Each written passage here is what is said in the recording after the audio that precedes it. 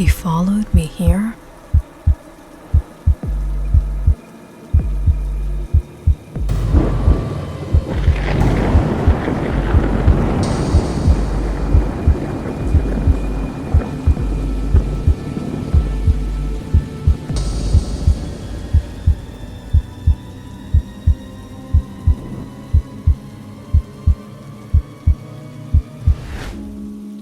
It was a rainy Friday night. Peter was closing up the bookstore when suddenly a young woman stumbled into him. Straightening his glasses, Peter looked at her. She was beautiful, but he instantly noticed the stress on her face. "Are you all right?" "That man, he's following me." The young woman rushed into the store.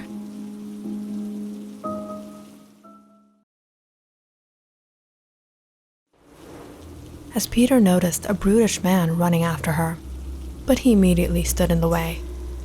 "Where's she? Move!" "Sir, you can't go in. It's closing time." "I said move out of the way." "Sir, if you don't leave, I'll have to call the cops." As the man backed off, Peter headed inside to find the young woman, peering out the shutters nervously.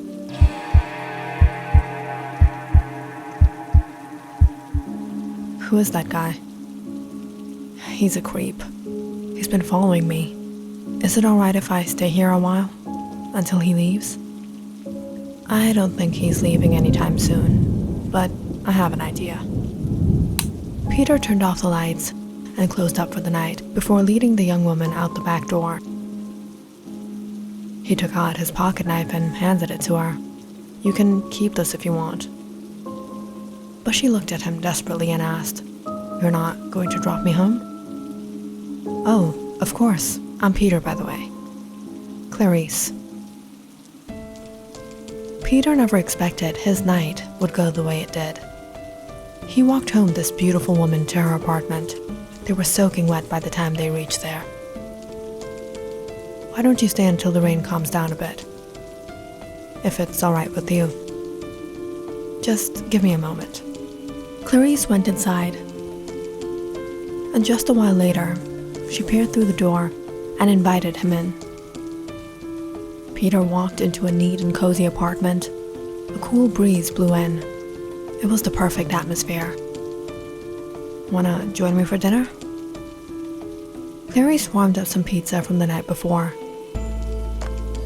Just when she and Peter sat down to eat, the lights suddenly went out.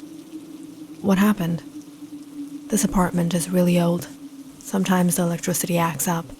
The super will fix it in a while." Peter spotted a candle and took out his lighter. "Oh, there's a candle." But Clarice suddenly called out, "No, don't. I never light that candle. If you don't mind, can we sit in the balcony till the electricity comes back?" "Sure." Clarice shifted everything to the balcony, but sitting there with Peter, she sensed he had a lot of questions. "That candle, it's a memory of my boyfriend. He's no more." "Oh, I'm so sorry." "It's alright. The pizza's getting cold." That night, Peter and Clarice had some small talk as they ate. And before they knew it, it was 10 o'clock. "The rain has stopped?" "Yeah, I think I should get going." "I'll see you around?" "Sure." This was how Peter first met Clarice, and how their friendship began. Now and then she dropped by the bookstore, and sometimes Peter dropped by her place. Although Peter thought perhaps they would be something more, he soon realized Clarice was really lonely and sad in her life, mourning the loss of her late boyfriend. And she didn't have anyone else. Perhaps that's why she spent time with him. But for the most part, Peter was understanding and tried to cheer her up. Sometimes taking her out for ice cream or going to the movies. I had a fun time tonight. We should do this more often.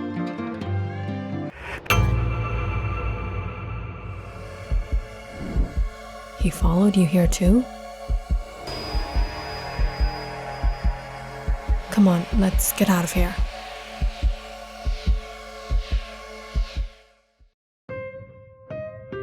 It was one of these days. While he was at her place, he found something a bit unusual. She wears this kind of clothes.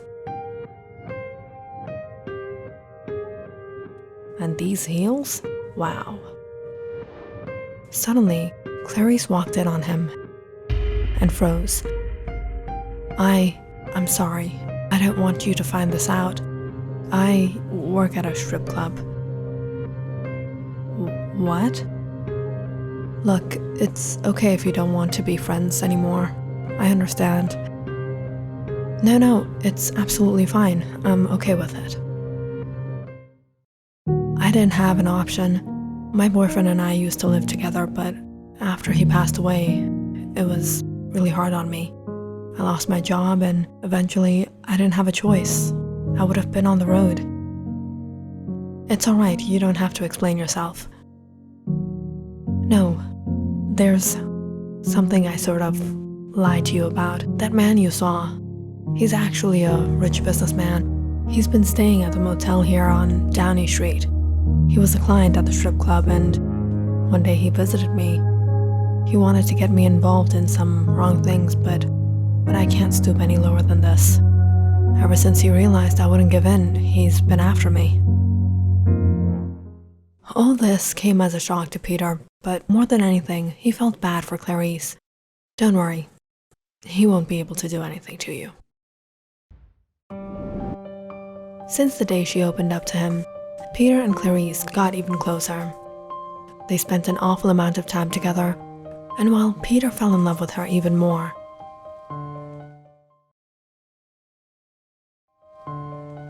it seemed Clarice was doing better as well.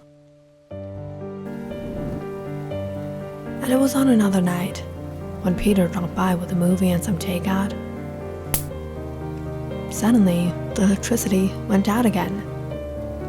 Oh no, not again. But this time, Clarice lit a match and went to light that same candle. You're lighting the candle? I think I'm ready to let go.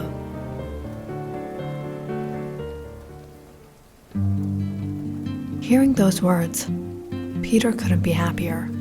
Clarice was finally moving on. His chance had finally come. After that night, all Peter could think of was how he would confess his love to her. And alas, the next time Clarice called him over, "Peter, you're coming tomorrow, right?" Of course, Peter decided he would do it. So, he got himself ready, bought a bouquet of flowers, and went over to her place the next night. It's raining tonight too, and it was raining that night. Good luck.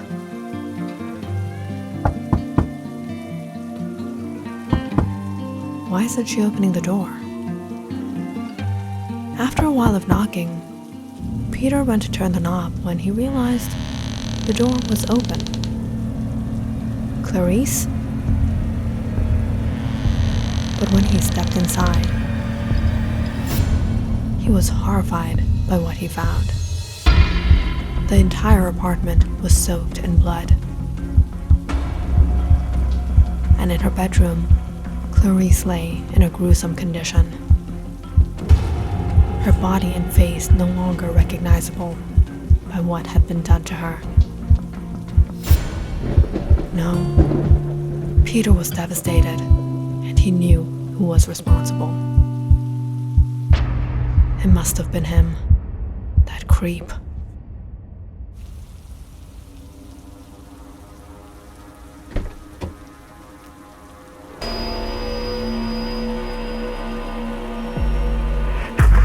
What do you want? You took her life, didn't you? Listen, boy, it's not what you think it is. She's not what she says she is.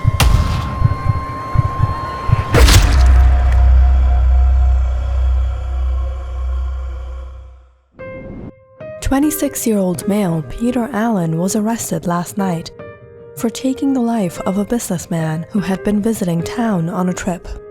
Allen claims the man had taken the life of his girlfriend, a 24-year-old Clarice Wilson. However, while the body of the young woman had been discovered, police have not yet found evidence suggesting him to be the culprit.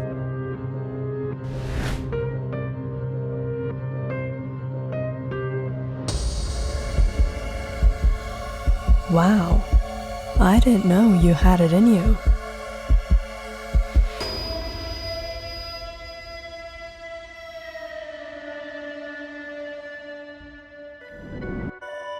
Fooling weak-minded men was gameplay for Clarice, or as her real name was, Jacqueline. But everything backfired for her when she mishandled the situation with Harvey, the son of Mr. Bennett. It was some months ago. They first met at a club, and Jacqueline had her ways of wooing him. "I'm sorry, miss, your credit card was denied."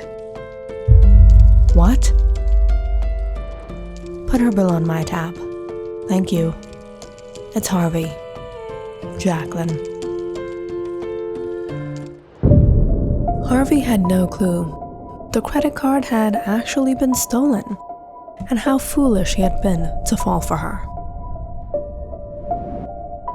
It was from that one night their relationship began, and Jacqueline found her jackpot. Living off of his father's money, Harvey would do anything and everything for her. From gambling, hustling, and even dirty business. But unlike Harvey, Mr. Bennett quickly realized his son had fallen for the wrong girl. "Harvey, you think she loves you? She's into you? She's only using you." "No, Dad, you don't know her. If you stop doing what she wants, if I stop giving you money, she won't give you a second look. A girl like her will never settle for a guy like you. You're only a ladder for her, Harvey, nothing more." "Dad, you don't know what you're talking about. I love her and she loves me." "Then if that's the way it's going to be, you can choose to stay or leave." When Harvey walked out on him, Mr. Bennett thought he would finally have a reality check, but he never imagined what would happen. That night, when Harvey went to visit Jacqueline, he found someone else had been with her. "Who was that?" "Just some friend. Did you get what I told you to? I got a really good deal on the stash."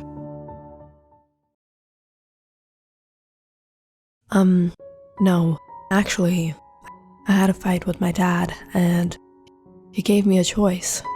You or the money, and I chose you. I love you, Jacqueline." Love? What good is love? What good are you anymore? All these days your dad babysitted you, and now what did you think? I would babysit you? Harvey was shocked by the way Jacqueline humiliated him. But without a word, he left that night. All this time, he had truly trusted her and truly believed she loved him. But it was all a lie. Harvey couldn't bear the betrayal. And in his depression, he took his life. And when Mr. Bennett found out, he was devastated and furious.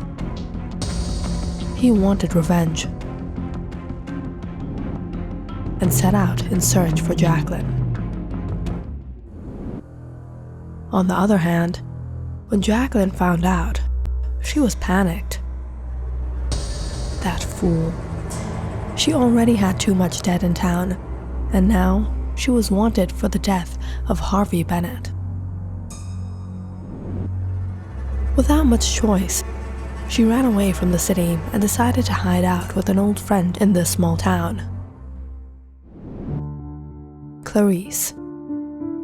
Clarice was working as a dancer at a bar and getting by on her own. But she knew well what Jacqueline was. "Jacqueline, you are all trouble, and I don't want trouble. You can't stay." "Don't worry, Clarice, it'll only be for a while." "I can't take the risk. I have a lot going on in my life as is. Please, for old time's sake." After a lot of begging and requesting, Clarice let her stay, but living in that apartment wasn't easy. Despite working and paying her share, Clarice was constantly insulting Jacqueline.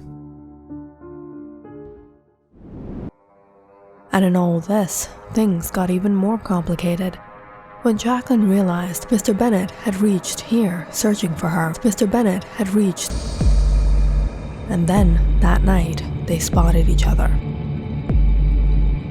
But it happened so, that very night, she met her next target.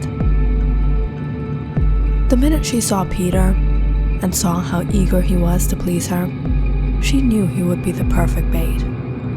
If she would give him the impression that he could have her, he would do anything for her.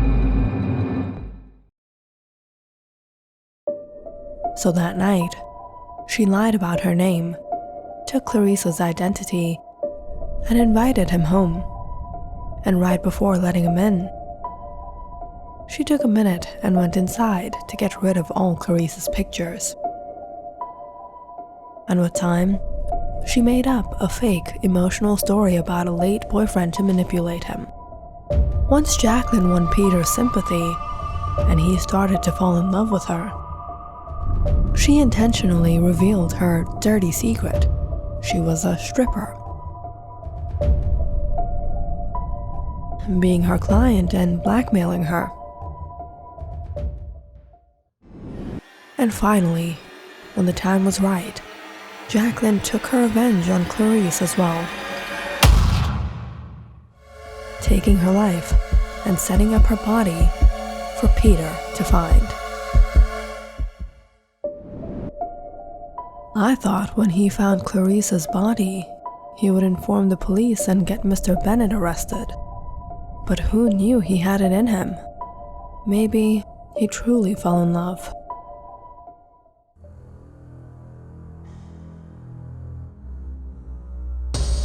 I can't believe these nerds would have the audacity to even imagine they could be with someone like me.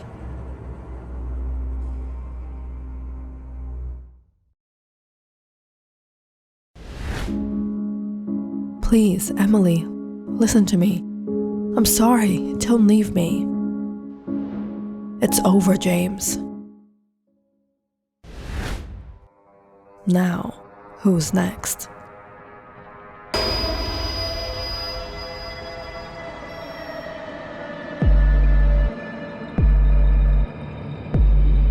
Click on the subscribe button and check out more awesome videos on our channel. And don't forget to press the bell icon because you know it's interesting.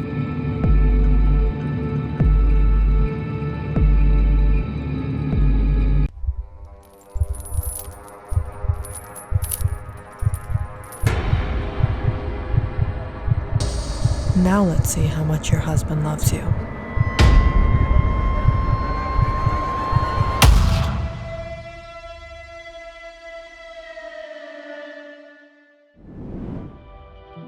Elizabeth and Chris Wilson have been married for almost 4 years now and have a 3-year-old child. Life is a little hectic for them, with Chris trying to start up a company and Elizabeth handling the house and taking care of their son. But the couple were in love just as they had been from the very start. Sweetheart, how do I look? Beautiful. You don't know how long it took me to find this dress. I'm really looking forward to tonight's date. Thanks to me for getting a babysitter. Yes, thank you so much, sweetheart. Now, I'm getting late for my spa appointment. Gotta go.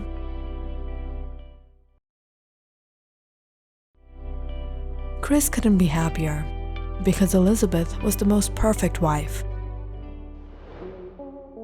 But there was something about him that Elizabeth didn't know. Chris has been living a dual life. He had been cheating on her with Maggie, his secret girlfriend. Chris and Maggie first met about 6 months ago at a bar downtown.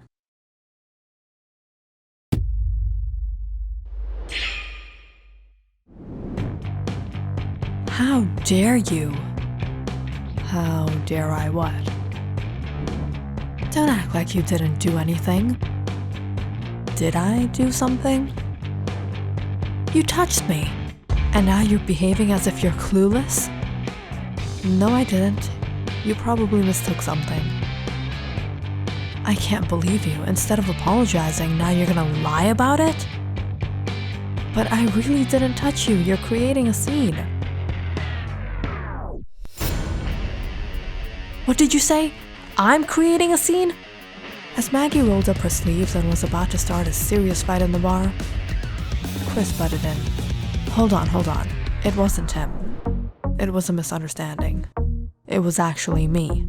It happened by accident. I was passing by and I sort of bumped into you. Oh, so he didn't do it? Finally. I hope you learned your lesson. Learned my lesson?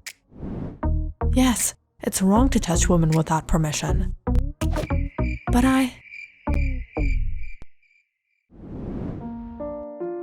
So, you're a nice guy. It's a good thing you confessed. I was just about to teach him a very different kind of lesson. Let me make it up to you. How about a drink? Chris and Maggie got talking, and as the night progressed, one thing led to another, and they ended up at Maggie's place where they spent the night together. Chris obviously hadn't told Maggie he was a married man, and he had no plans to, as he thought it would be a one-night thing and he would never see her again. But Maggie was different. She was short-tempered, impulsive. She was exciting, entertaining, and fun. She was everything that Elizabeth wasn't.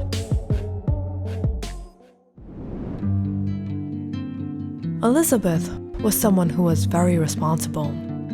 She never acted on impulse. And ever since their son Archie was born, she has always been overwhelmed with either the child or the house.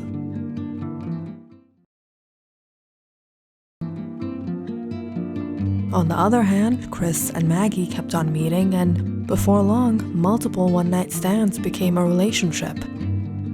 And Chris ended up leading a dual life.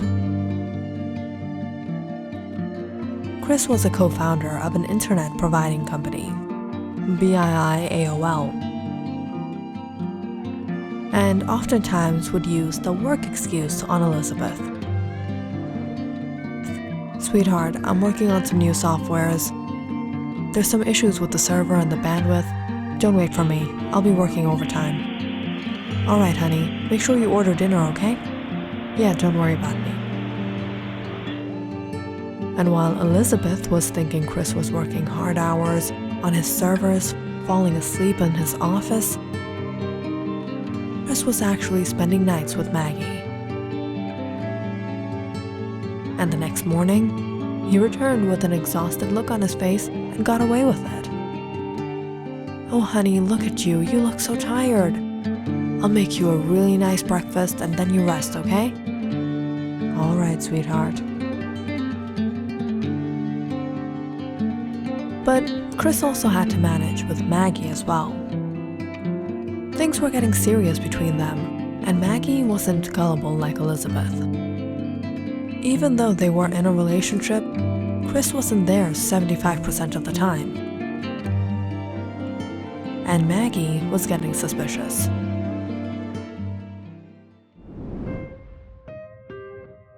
Where were you? I haven't seen you in a week. You know how it is with work. Providing internet is a serious business. Seriously? Your internet isn't even good. It's slow, and if you download something, it disconnects. The server is horrible. What do you guys even do? We're trying, and it's not that bad. Elizabeth had no clue about Maggie, and Maggie didn't know about Elizabeth. And things were working out perfectly. But everything changed when Elizabeth went missing. Officers, my wife, she went out to run some errands and she hasn't returned. I haven't been able to contact her. She's been missing. Since when has she been missing? Since yesterday. She would have told me if she was going somewhere. All right, try to contact closest friends and family, and we're looking into the matter. Chris was frantic. He searched everywhere. He contacted relatives and friends. After informing the police, search teams were sent out, but there was no news of Elizabeth.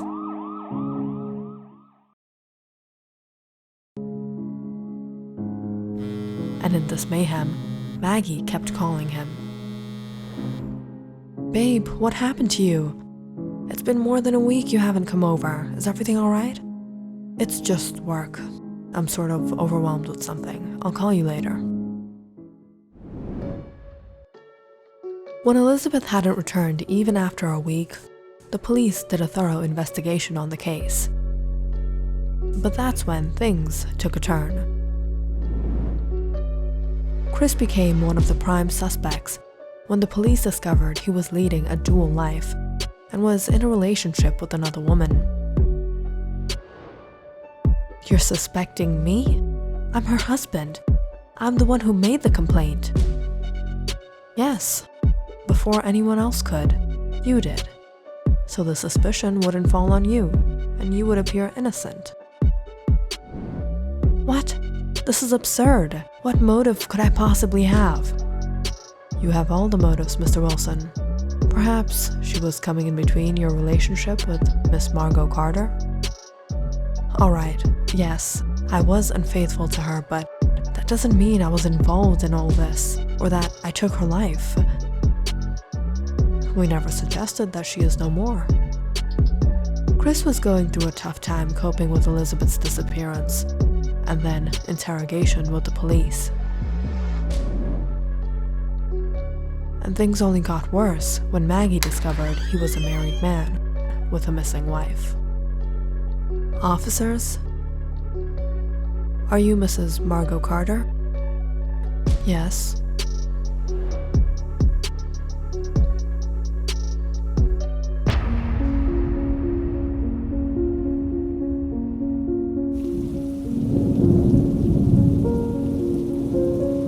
You were lying to me this whole time. Maggie, it's not like that. Don't act innocent, Chris. You're married. You have a wife, a kid. You were cheating on me with your wife. You made me the other woman. Look, Maggie, I'm sorry, but just listen to me. No, Chris. I don't want to listen to you. I can't take the lies anymore.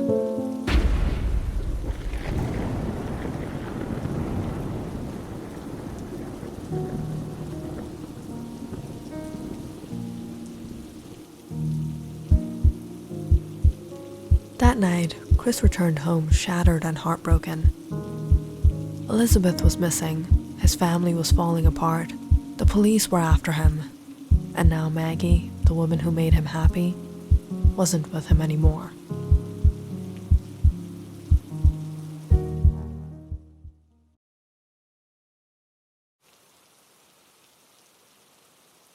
Mr. Wilson, I put Archie to bed.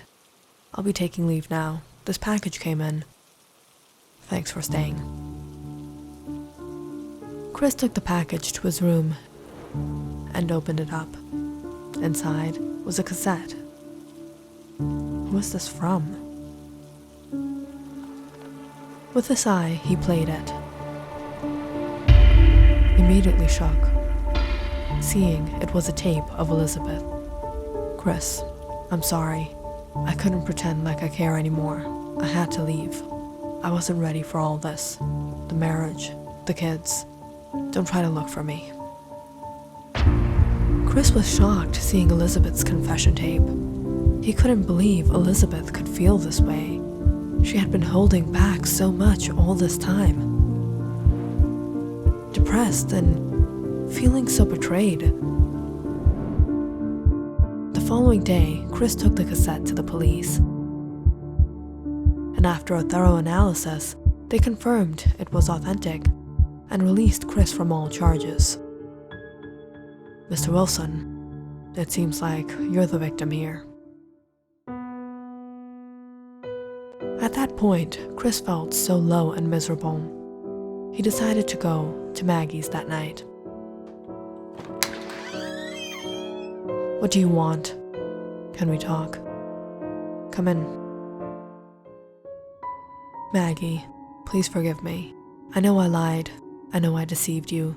But that doesn't mean all those moments we had weren't real. That doesn't mean I don't have feelings for you. And can you deny the way you feel about me? But what about your wife? I know she never had feelings for me. Marriage to her was a mistake. Perhaps if not for our son, our relationship would have fallen apart a long time ago. And now she's left me. She's probably off with some other man. But I don't want to lose you too, because of a mistake.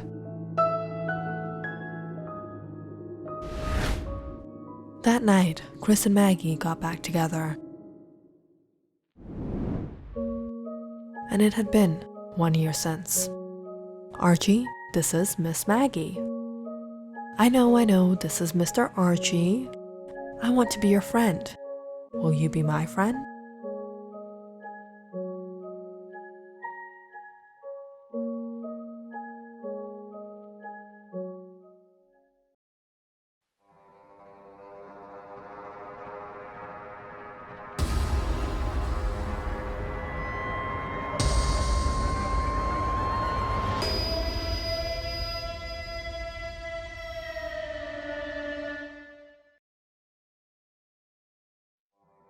Why are you doing this to me? I didn't wrong you. I didn't lie to you. I didn't take advantage of you. If anything, you should be mad at Chris. No, it has always been you. If only you had kept him happy enough, he would have never come to me. So it is your fault. And now, I love him. But as long as you were in his life, he couldn't be mine.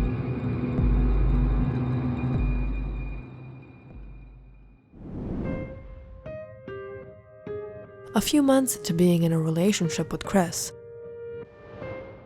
Maggie started to become suspicious of him. Chris would simply disappear for days, saying he was at his office when he wasn't. And he was also very secretive about all his information. So Maggie started to spy on him, and she soon discovered that Chris had another life. He was married, he had a child. I'm the other woman? From then on, Maggie continued to spy in Chris's life, secretly meeting up with Elizabeth. She went to the same spa that Elizabeth went to, and slowly became friends with her, and got to know about her relationship with Chris. How long have you been together? 4 years, but it still feels like yesterday. And it was one day, Maggie found out about their date night and took the opportunity to her advantage. I'm going on a date with my husband at this 5-star restaurant. We got this chance after a long time. Sounds exciting. Hey, have you tried the green tea here? It's great. Let me order too. I even got this stunning dress.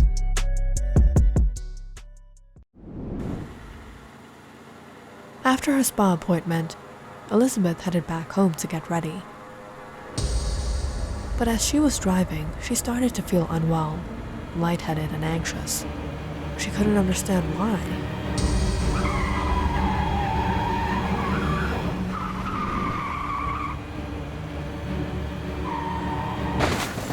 And in all of this, she crashed the car. Fortunately, Maggie had been driving down the same way and stopped to her rescue.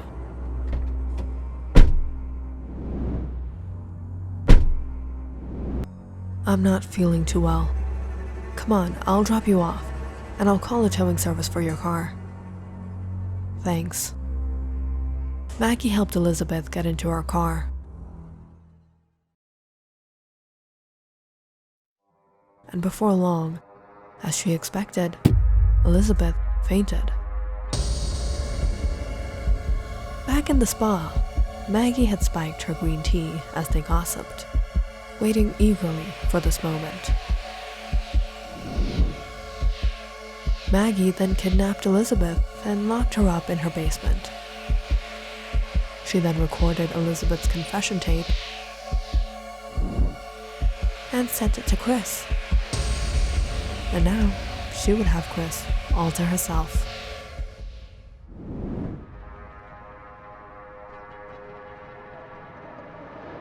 How long are you going to keep me here? Elizabeth, haven't you realized I'm no killer, and soon your husband will forget you? Is this how she's going to keep me? Forever?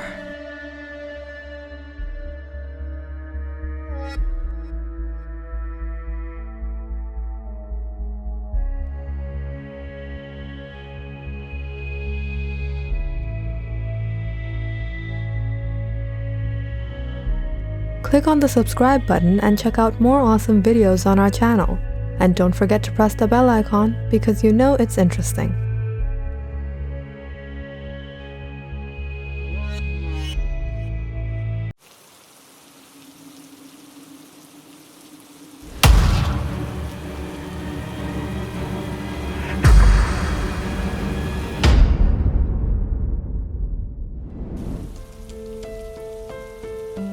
Kristen woke up to the sound of the rain pouring heavy over the roof.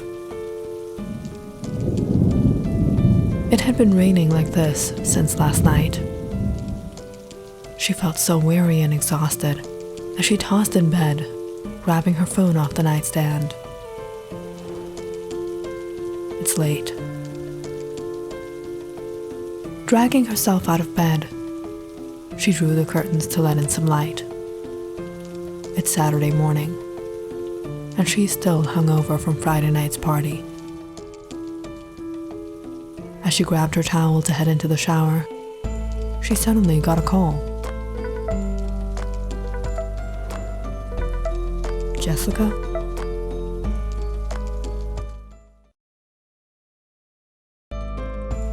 Kristen picked up with a sigh. Hey Jess, I'm not feeling well. Have this awful headache from last night. Jessica was silent. Kristen listened as she heard her whimper, before Jessica said in a shaky voice, Kristen. Jess? What is it? Is everything alright? What happened? It's Luke. Luke, what happened to him? Luke is no more. What? How did this happen? I'm going to the office. They found his body there. I'm coming. Kristen immediately splashed some water on her face, put on some clothes, and ran out with her car keys. Reaching the office, she stared at the numerous police and forensics team. She spotted Jessica and hurried over to her. Jess, how did this happen? I don't know. Jessica's eyes teared up as she pointed ahead. The police carried Luke's body away. From his condition, it seems he was intoxicated. He might have jumped and taken his own life, or this could have been an accident and he fell.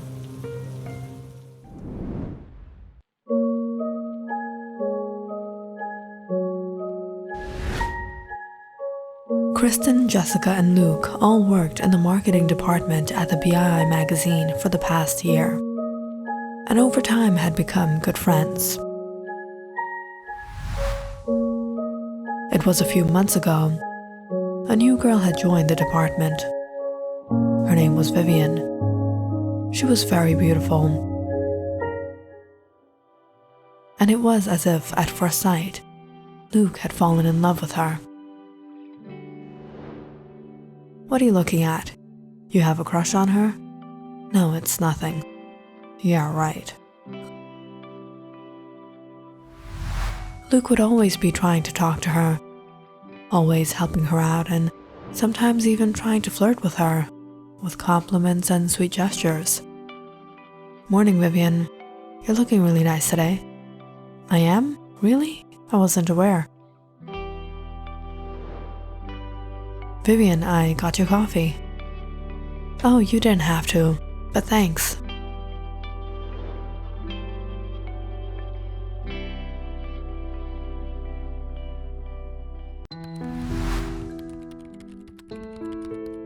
What's wrong with this computer? Oh no, it froze.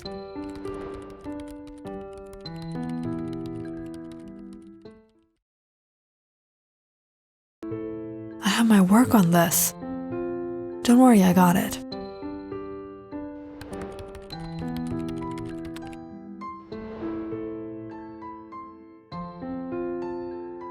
And there you go. I recovered the documents. Thank you so much. You just saved me so much work. Don't mention it. Now and then, Luke even tried to ask her out. Hey, Vivian, I was heading out for lunch. Would you like to join me? Sorry, I'm really busy with some work. Maybe another day? Oh, alright. Over the days, they were friendly, but Vivian never really gave him any attention. Sometimes it almost seemed as if she didn't notice the way Luke smiled at her,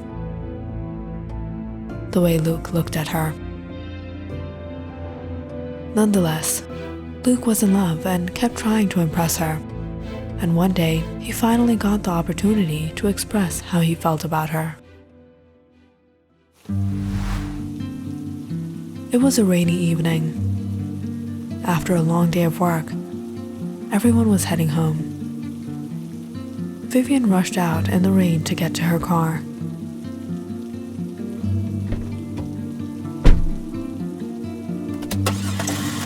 But when she tried to start it up, the engine suddenly failed. Shoot. Noticing her sitting in her car, Luke stopped by. Is everything okay? Don't ask. Something's wrong with my car. I think I'll have to take a bus. In this rain, the bus stop is quite a walk from here. If you want, I can drop you home in my car.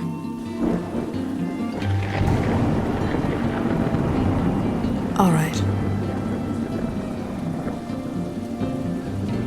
Vivian agreed, and they both ran, soaking in the rain, to get into Luke's car. Luke smiled, seeing the droplets of water moisten Vivian's face. He took out his handkerchief and handed it to her. Thanks. You look beautiful in the rain. I think I look more like a mess. It hasn't rained like this in a long time. Much of the ride home, Luke tried to joke around and make her smile, but Vivian was quiet.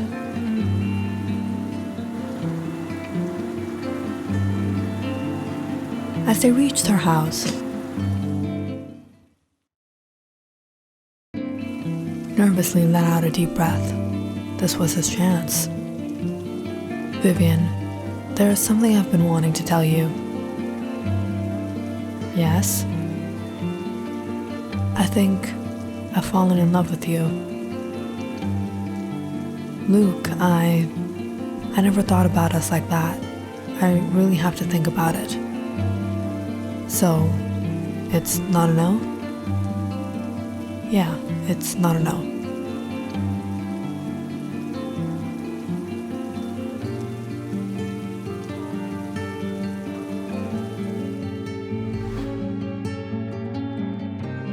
But after that day, Vivian started to keep distance from Luke, and they rarely interacted. And Luke suddenly became really quiet and started to keep to himself as well, avoiding Vivian altogether.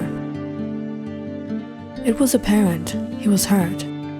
The person who was always smiling and always trying to make others smile was now so serious.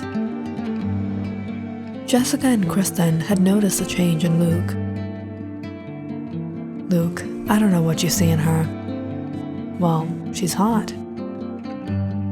No, it's not like that. I really like her. So it's not just a crush? You just don't want to date her and have fun? It's that serious? Yeah, I've fallen in love with her. Luke, if she doesn't feel the same way about you, it's never gonna happen. You should move on. No, I'm going to wait. As the days passed, Luke only became more quiet and isolated from everyone. And now, he's no more.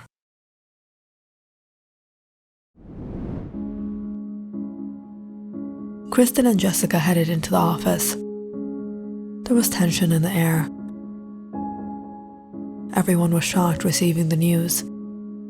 Luke's death hit hard for everyone. As they reached their floor, spotted Vivian by Luke's cubicle. She stood there, staring at Luke's picture on his desk. When he was here, she never gave him any attention, never reciprocated how he felt about her. And now she's sad. You think Luke did this because of her? I don't know.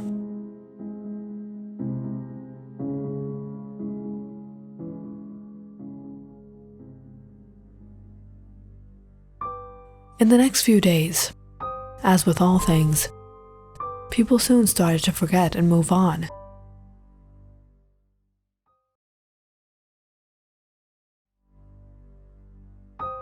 But Kristen noticed Vivian go by Luke's cubicle every day and just stare at his picture.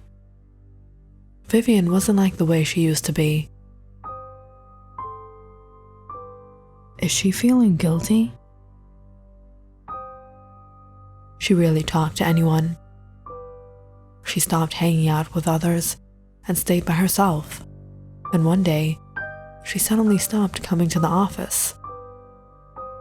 When 2 days had gone by and she hadn't come to work, Kristen started to get a little worried and decided to visit her.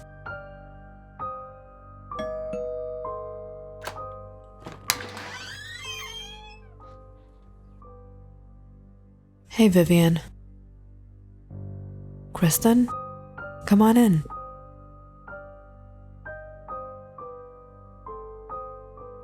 Walking into her house, Kristen noticed the place was a little messy.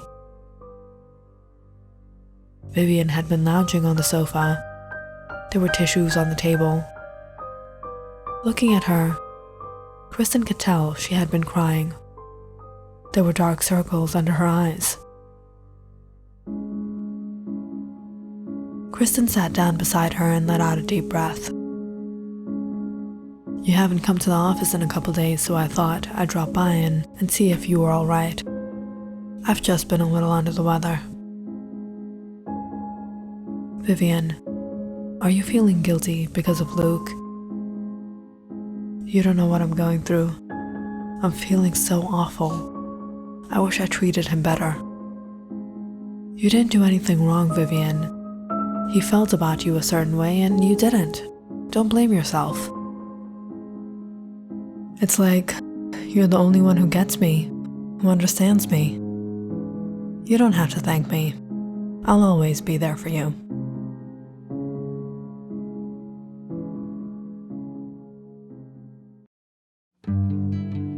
When Vivian first joined the office, it was not just Luke who had a crush on her. But Kristen, too, felt a very different way towards her. But Kristen was still in the closet. Nobody knew her secret. When she saw Vivian, she was really attracted to her, and over the days, her feelings for her grew stronger. Whenever Kristen arrived at the office, she waited for Vivian to arrive. She always tried to sit with her and talk. But of course, Vivian never saw her the way she saw her. But it was one night, while Kristen was checking out Vivian's social media, she realized Vivian was not just into men, but also into women.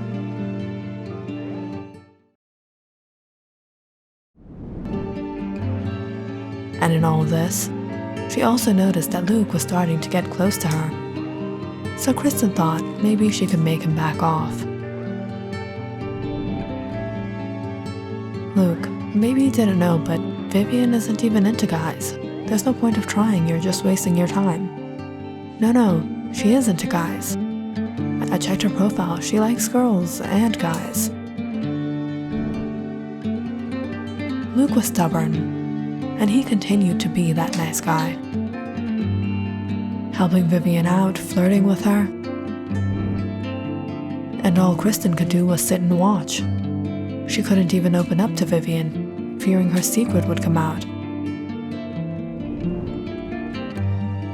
But when things went on like this, one day, Kristen just had it. How long was she going to hide? So she decided she would come out to Vivian about herself. Vivian, is there something going on between you and Luke? Do you like him? You know something? I've been thinking about him. He's a really nice guy. Maybe I don't know. Kristen realized she was thinking of giving Luke a chance. Perhaps she started to feel for him too. Just thinking of Vivian and Luke together, of them dating, started to make Kristen lose her mind. She couldn't take it anymore. Last Friday night, there was a party hosted at the office. Everyone was celebrating the grand success of the sale of the BI fashion magazine. Everyone was enjoying themselves. But Kristen was burning inside, watching Luke and Vivian talk to each other. Luke, you want to get a drink? I think I've had enough for tonight.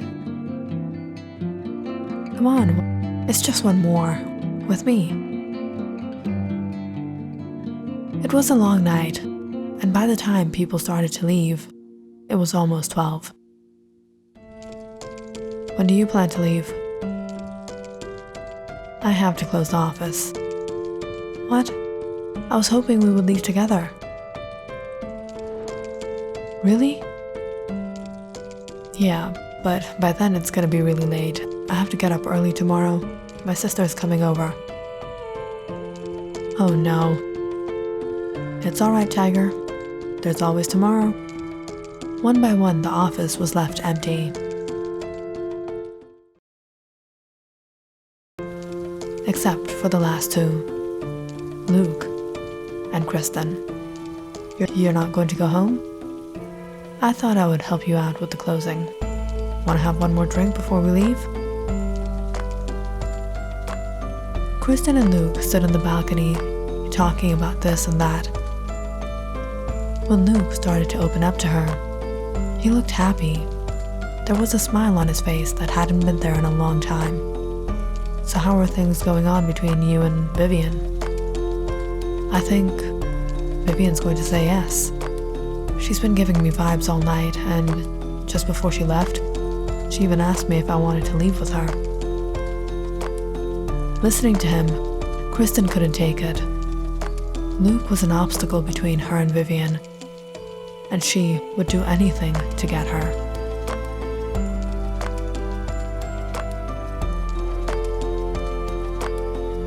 She pushed him.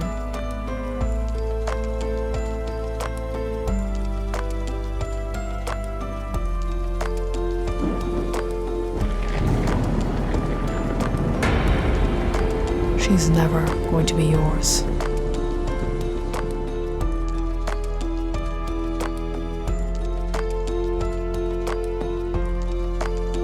And now, looking at Vivian, Kristen finally felt content. She knew, finally, she would be hers. I'll always be there for you. What? Are you?